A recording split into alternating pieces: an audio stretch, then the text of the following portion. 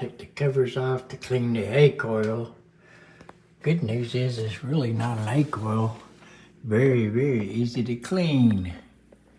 This was right after opening the covers to look inside. The whitish color you see is a layer of frost.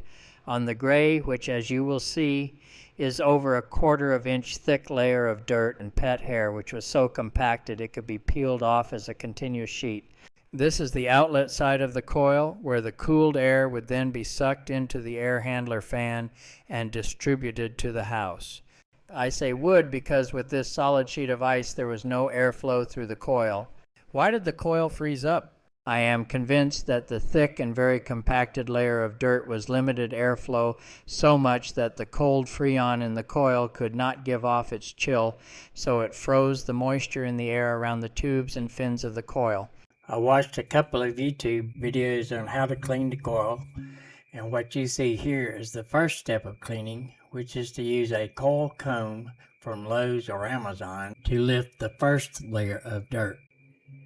What you don't see here is that I had to reinstall the covers on the air handler and run it in fan only mode to thaw out the frost and to dry the coil before I proceeded or continued brushing. Also not shown in this video is using the aerosol coil cleaner, which you have to let soak 5 minutes and rinse. Or in the case of evaporator coil, you don't have to rinse, but I did, using a good spray bottle of water. So this is our closet with the air handling unit in it, and that is the only filter. And the door had a big gap on the bottom, about 1 inch high, and it wasn't sealed well around the edges of the door, being an interior door. Those gaps let a lot of unfiltered air go into the air handler and clog up the coils. So what I did was install a door sweep under the bottom edge of the door and a gasket all the way around to help seal the air from leaking. The only air filter was here.